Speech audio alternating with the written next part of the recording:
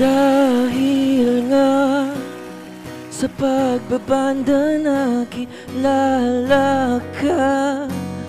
Salamat nga sa musika, natagpuan kita bigla.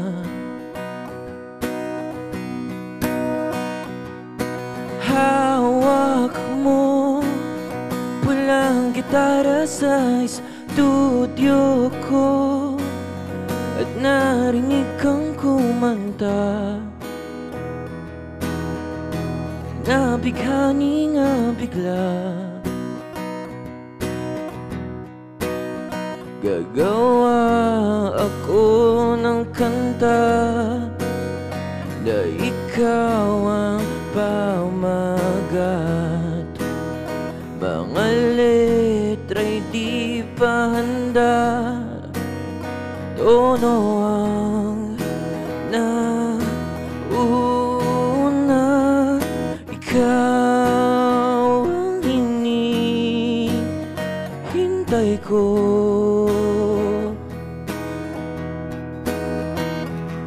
Handang magpakatotoo.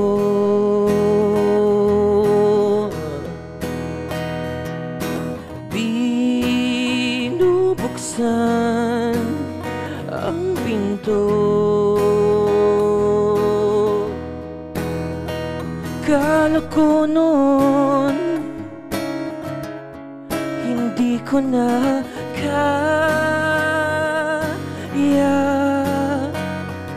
Nagsimula naalala ka sa Shibuya. Sinabi kong bagay ka dun.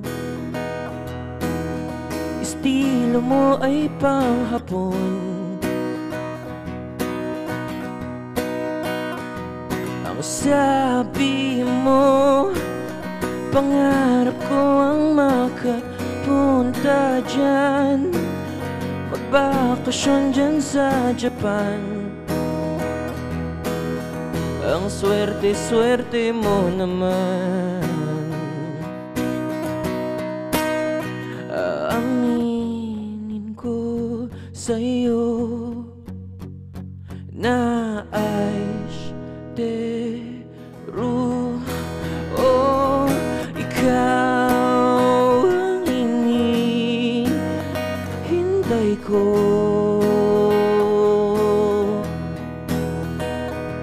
Handang magpakatotoo.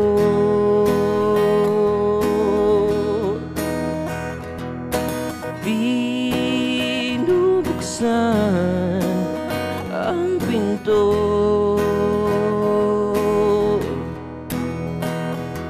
Handang magmahal ng buo. Kala ko noon hindi ko na kaya. Sa bagong panahon ikaw na kasama.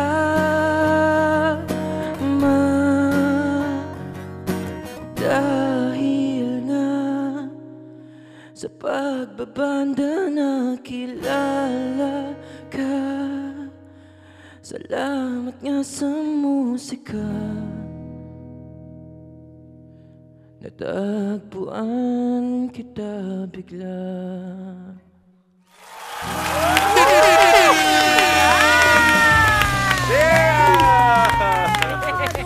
Grabe. Gusto ko yung pagkatapos niya, yung expression ni Zild. Ayun na ulit. Zild, ilang taon ka na, Zild? Secret. 27. Oh, Okay, Zild, let's talk about the song you sang, Lia. Can you tell us more about this song at bakit Lia yung title? Sino ba si Lia Sinabi nga kasi? niya sa kanta, ipapangalan. Sino ba kasi si Pwedeng Lia? ikaw, pwedeng ako. Pinilig ako. Pinilig ako doon. TV-friendly, sagot. Pero ano yung naging inspirasyon nito? Kasi nakita ko maraming Japan references, yung kantang to. Ano yung inspirasyon mo sa pagsulat nito, sa pagkanta? Wala, parang nagbakasyon lang sa Japan, tapos minsan nare-remind ka sa isang tao, gano'n. Minsan pag nagdivisorya ka, naalala mo may utang sa'yo. Tama rin siya.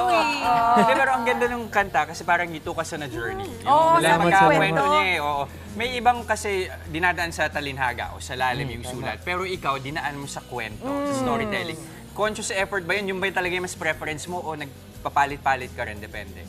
Parang minsan may beauty yung naivety, yung parang pagkasimple ng mga lyrics, ganyan parang. Medyo yun yung leaning towards ako doon ngayon. Lahat ba ng sinusulat mo is may hugot sa karanasan mo o meron bang mga katang-isip? Secret. Wow!